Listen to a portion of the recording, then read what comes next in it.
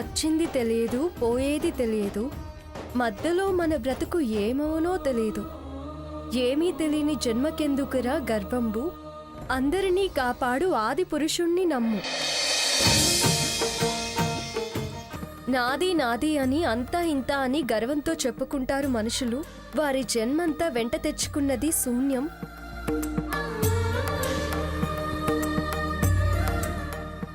ఎంత కూడబెట్టినా చివరకు మిగిలేది 6 అడుగుల నేలే.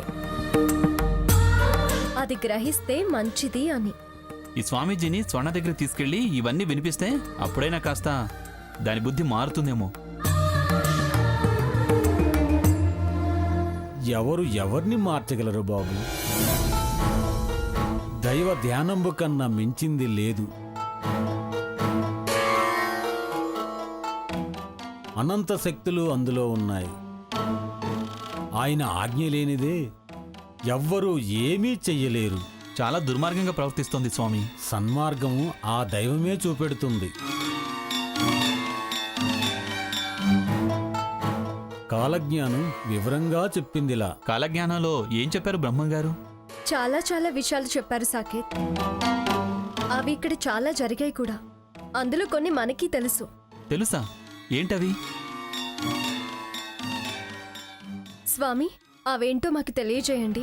శివ గోవింద గోవింద, హరి గోవింద గోవింద. ఉత్పాతములు ఎన్నో ఉత్పత్తిల్లేను, తోక చుక్కలు ఎన్నో పుట్టుకొచ్చేను. అంతు పొంతు లేని ఆపదల దేశము అల్లకల్లోలమైపోయేను. శివ గోవింద గోవింద. హంపిలో హనుమంతుడాగ్రహమున లేచి ఆర్భాటముగ కేక వేసేను. ఆ కేకలకు జనులు వదలిపోయేరు. అమ్మా, ఈ తత్వం బాబుకి అర్థం కాకపోవచ్చు. వీరబ్రహ్మం స్వామి ఏమి జరుగుతుందనేది చెప్పారు. నువ్వు నీ మాటల్లో చెప్పు తల్లి. అలాగే స్వామి. ఎన్నని చెప్పమంటావు సాకేత్? ఈవేళ మనం వాడే కరెంట్ వస్తుందని, నీటిలో దీపాలు వెలిగేనయా అని, ఎద్దులు లేకుండా బండ్లు నడిచేనయా అని.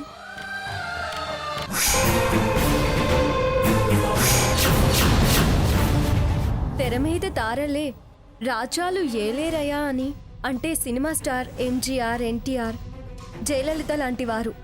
వారి గురించి ఎప్పుడో చెప్పారు.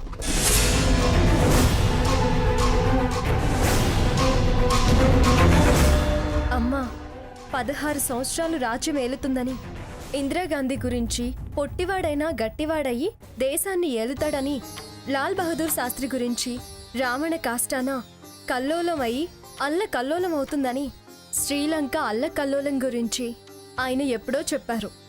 ఇతర దేశస్థులు ఇండియాని ఏలుతారని, బ్రిటిష్ వాళ్ల నుంచి గాంధీ గారు స్వాతంత్రం తెస్తారని నాడే వారి కాలజ్ఞానంలో తెలిపారు. అదే జరుగుతూ వస్తుంది. అందుకే బ్రహ్మం గారి వాక్కు నిజం.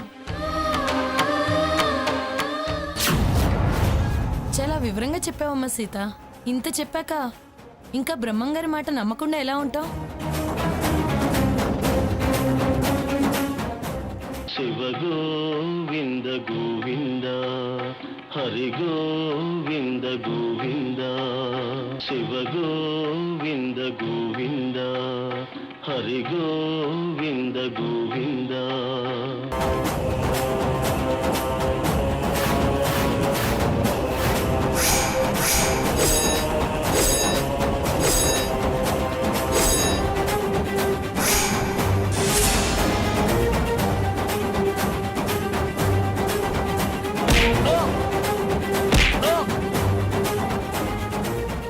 అమ్మా!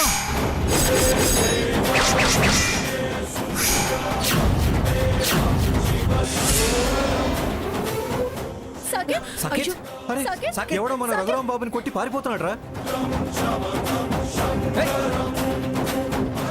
వీడేంటి అటు పరిగెత్తుతున్నాడు? వస్తున్నట్టుంది. అమ్మో, ఇక్కడుంటే లాభం లేదు. నేను కూడా తప్పించుకోవడం బెటర్.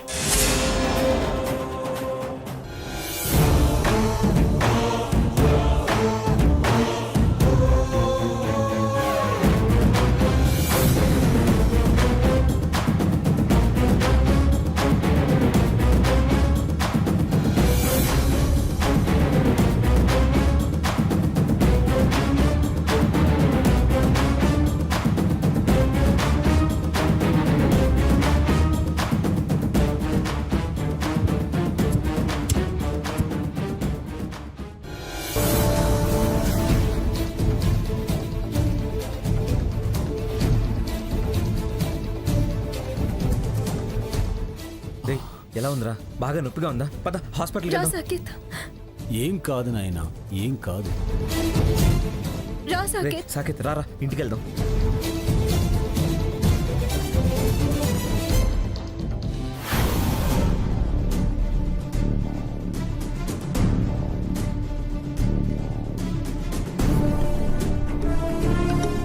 వీడేమో సీత వాళ్ళ ఇంటికి వెళ్ళాడు, అది ఇంకా రాలేదు. ఆ భాగీరథి దగ్గరకు, లేకపోతే ఫ్రెండ్స్ ఉన్నారు కదా అరోరా, వాసంతి అని, వాళ్ళ దగ్గరికి చేరి కారాలు మిరియాలు నూరుతుంటుంది. కారాలు మిరియాలైతే పర్వాలేదు, ఆ భాగీరథి దుర్మార్గపుది, అది కత్తులు నూరిస్తుంది. ఆమెడ కత్తులు నూరితే యువతలోళ్ళేం గాజులు దొడుక్కునేవి లేరు. మేము కత్తులు దూస్తాం.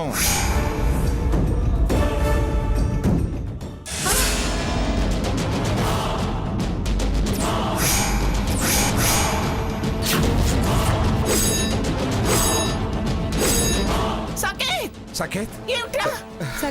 ఆ కట్టేమిట్రా? ఏంట్రా? ఏమైందిరా నాన్న? ఏం జరిగింది? ఏమిటి? సీత, ఏమైంది వీడికి? తలకి కట్టేమిటి? ఎలా తగిలింది? ఎలా తగిలింది దెబ్బ? క్షణ క్రితమే కదే ఆనందంగా ఉన్నారని వీడియో పంపించావు. అన్నదమ్ములిద్దరు కలిసి ఎంతో ఆనందంగా ఉన్నారని ఇందాకే చెప్పావు కదే. ఇంతలోని దెబ్బ ఏమిటి, కట్టేమిటి? ఏమైంది నాన్న నీకు? సాకేత్, ఏమైందిరా? రే రఘురామ్, ఏమైందిరా? కంగారు పడకండి అమ్మమ్మ గారు, చిన్న దెబ్బే. చిన్నదా పెద్దదా అని కాదు, అసలు ఆ దెబ్బలే తగిలింది వాడికి. నానమ్మ, అది యాక్చువల్గా వాడికి తగలాల్సిన దెబ్బ కాదు. వీడికి తగలాల్సింది కాదని కదరా, తగిలింది కదరా. ఎలా ఎలా తగిలిందని అడుగుతున్నాను. అమ్మమ్మ గారు, తను రఘురాం భోంచేసిన తర్వాత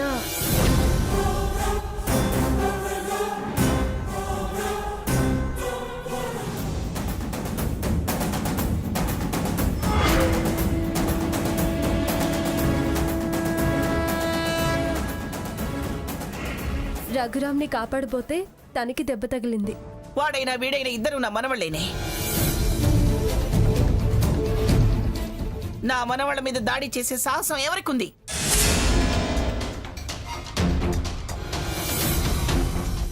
నేను బతికుండగా వీళ్ళ రక్తం కళ్ళ చూసిన వాళ్ళని వదలను గాక వదలను. ఎవరికి మంగా ఫోను? పోలీసులకి. నా మనవడి తల మీద గాయానికి కారణమైన వాళ్ళ అంతు చూడటానికి. ఎవరని ఎవరినని అంతు చూస్తావు?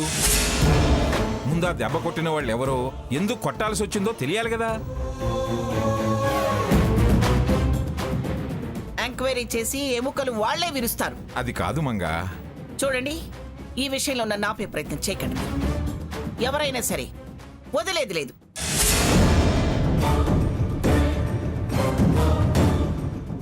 వాళ్ళంతా చూసి ఈ మంగమ్మ ఏమిటో తెలిసి వచ్చేలా చేస్తాను. ఒక్క కట్టుకి 100 కట్లు కట్టుకునేలా చేస్తాను.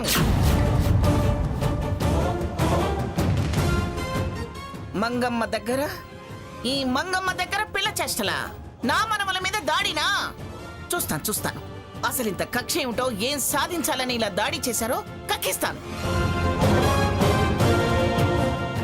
పలానా వాళ్ళని తేలాక నా చెప్పు కింద వేసి నలిపేస్తాను.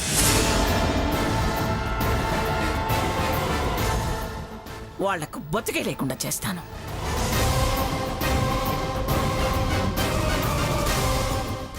హలో పోలీస్ స్టేషన్, నేను పిఠాపురం మంగమ్మని మాట్లాడుతున్నాను.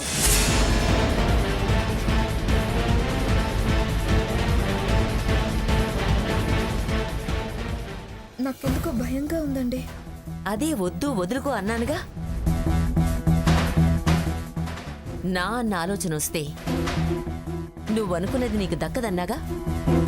భారమంతా నా మీద వేయి, నువ్వు ప్రశాంతంగా ఉండు.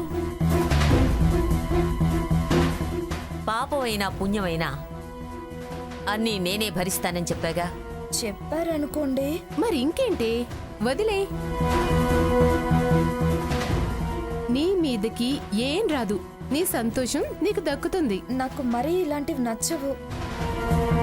నాకు మాత్రం ఇష్టమా? ఏదో నా మనవరాలివి అనుకున్నాను. నీకెలాగైనా సంతోషం పంచాలని ముందుకొచ్చాను. ఇంతకన్నా మరో దారి లేకేగా ఈ దారికి రావాల్సొచ్చింది. ఎంతో ధైర్యంగా మొండిగా ఉండేదానివి. నువ్విలా మాట్లాడడం నాకు నచ్చడం లేదు, అవమానంగా ఉంది. అయినా చేసిన అవమానాలు, అన్న మాటలు, పడ్డ దెబ్బలు అన్నీ మర్చిపోయావా? నేనేం మర్చిపోలేదు. మర్చిపోకపోతే పగుండాలి. ఇలాంటి పిరికితనం ఉండకూడదు. నేనేం పెరిగిదాన్ని కాదు. జరగాల్సిందే. వాళ్లకు ఇలాంటి ప్రాయశ్చిత్తం జరగాల్సిందే. వాళ్ళు బోరుమని ఏడిస్తే కానీ నేను మనశ్శాంతిగా బ్రతకలేను. కావాల్సిందే, శిక్ష పడాల్సిందే. అది స్వర్ణంటే. అలా పళ్ళు పటపట్లాడించాలి. అప్పుడు గానీ మనం అనుకున్నది మన సొంతం కాదు. ఆంటీ, ఆ పదండి.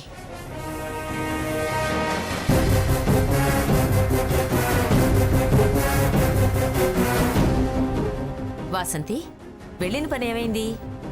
మీరు పథకం వేసి పంపాక ఊరికి తిరిగొస్తామా? సాధించుకొనొచ్చాం. ఏం జరిగిందో వివరంగా చెప్పు. నేను వెళ్లేసరికి ఇతను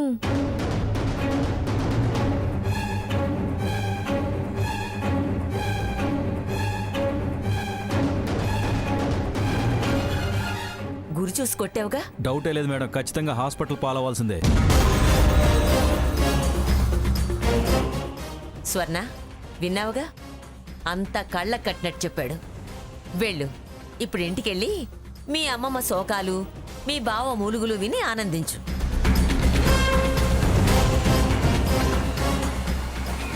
పగతో రగిలిపోతున్న నీ మనసుకి అవి రిలాక్సేషన్ మ్యూజిక్లా ఉంటాయి. వెళ్ళు. తృప్తిపడి ప్రశాంతంగా నిద్రపో. వెళ్ళు. అయితే ఇంటికి వెళ్ళటం కాదు, ముందు హాస్పిటల్కి వెళ్ళాలి. ఇదే ఈ తెలివి తక్కువ ఆలోచనలే నిన్ను గెలుపుకి దూరంగా నిలబెడుతున్నాయి. నేనన్న దాంట్లో తప్పే ఉంది.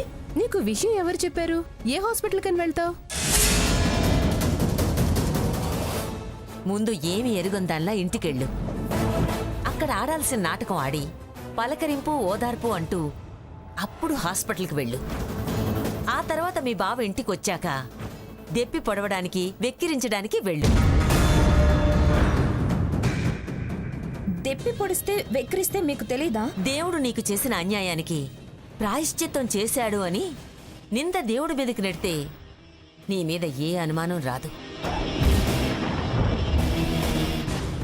వాళ్ళు పడే బాధ చూసి నువ్వు ఆనందపడే అవకాశం వస్తుంది. సరే, వస్తానండి. వస్తానే. త్వరగా వెళ్ళవే. లేట్ అయ్యే కొద్ది ఏడుపులు, పెడబొబ్బలు తగ్గుముఖం పడతాయి. ఫుల్లుగా ఎంజాయ్ చేయాలంటే నువ్వు స్పీడ్గా వెళ్ళాలి. వాసంతి చెప్పింది కరెక్ట్. అనుభవించు, కానీ బయటపడకు. అలాగే, వెళ్ళొస్తానండి. అలాగే. బాయ్. బాయ్. ఉంటాను మేడం. అలాగే.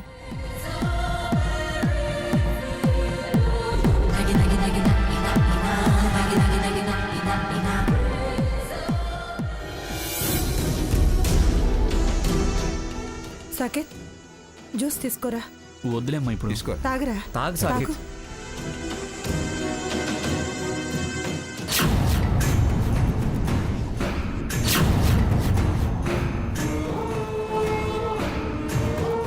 నమస్తే మేడం. రెండేసే గారు, చూడండి చూడండి, నా మనవడి తల పగలగొట్టారు. వాళ్ళెవరో ఏమిటో విచారించి ఫ్యూచర్ లో ఎవరి మీద ఇంకెప్పుడు చేయెత్తకుండా వాళ్ళ చేతులు వెనక్కొట్టండి. అసలు ఈ సంఘటన ఎలా జరిగింది? ఎక్కడ జరిగింది? సార్, వాడు మా ఇంటికి వచ్చాడు.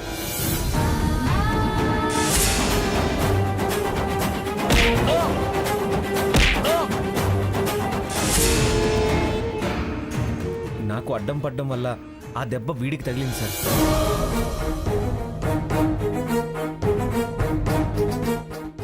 ఐసి, మీకెవరి మీద అనుమానంగా ఉందా?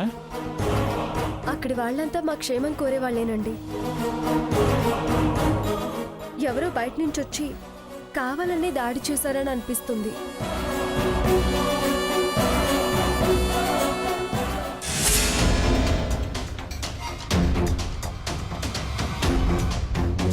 పోలీస్ జీప్ వచ్చిందేంటి? అక్కడ దాడి జరిగింది కదా, అమ్మమ్మని వివరాలు అడగటానికి వచ్చారా? ఆవిడ గారు ఇన్ఫ్లుయెన్స్ చేస్తుందా? ఎవరెంత ఇన్ఫ్లుయెన్స్ చేసినా చేసిన వాళ్ళు దొరకటం కల్లా. చూద్దాం.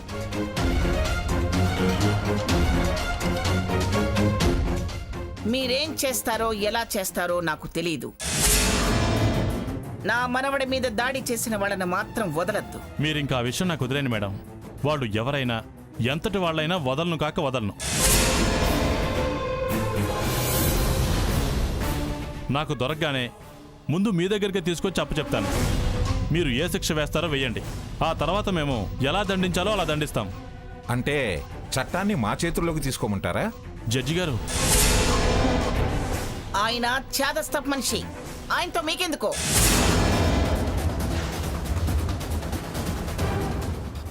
మీరు చెప్పినట్టు చేయండి. నేను ఆ దోషుల్ని చెప్పుతో కొడితే గాని నాకు తృప్తుండదు. సరే మేడం, మేము ముందు అక్కడికి వెళ్ళి ఎంక్వైరీ చేస్తాం. ఏయ్, నువ్వేంటి ఇక్కడికి వచ్చావు?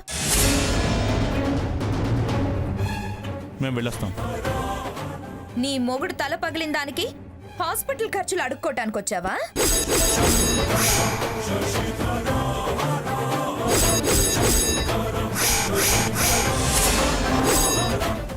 ఒసేయ్ వాచాలపుదానా, నువ్వు ఇప్పుడే కదా ఈ గుమ్మలో అడుగు పెట్టావు? దాని మొగుడు తల పగిలిందని నీకెలా తెలుసు?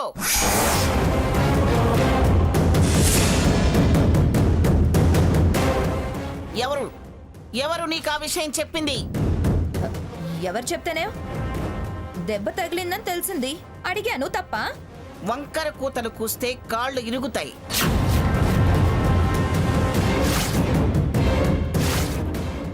ఆయన ఇప్పుడు దాకా ఎక్కడికి వెళ్ళావే? ఎక్కడి నుంచి వస్తున్నావు? ముందది చెప్పు. ఏట్లో ఉండి వస్తున్నా. ఎక్కడి నుండి వస్తే నీకెందుకు? ఆ భాగీరథి కొంప ఏటితో వల్లకాటితో సమానమే. దెయ్యాల సావాసం పట్టి దెయ్యపు చేష్టలు చేయకో. దాని మొగుడికి దెబ్బ తగిలితే అది నీలా వీధులు పట్టుకుని తిరిగే రకం కాదు. నీలా కట్టుకున్నాడంటే దానికి లెక్కనెంతనం లేదు. దాని భర్త దగ్గర అది ఉండేది, మేము కూడా అక్కడే ఉండేవాళ్ళం. నీకు దాని మొగుడు తల పగిలిందని తెలియగానే ఆనందంగా మందేసి చిందేసి వస్తున్నావా? అది కనపడగానే వెక్కిరిస్తున్నావటే మొదనష్టపోదానా? దెబ్బ తగిలింది రఘురాం తలకు కాదే, నీ మొగుడికి.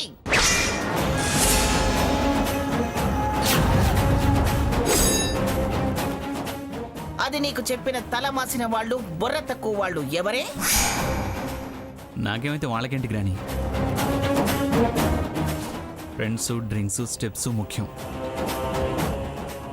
బావా, నువ్వు ఆగు. నా దగ్గరికి రావద్దు. ముదనష్టపు సచ్చినోళ్ళు, వాళ్ళ చేతులు విరిగిపోను, వాళ్ళ బ్రతుకు బూడిద కాను. నా బిడ్డ మీద రాయి విసిరిన వాళ్ళు పక్షవాతం వచ్చిపోతారు. ఇలాంటి దుర్మార్గ పని చేసిన వాళ్ళు మట్టు కొట్టుకుని పోతారు.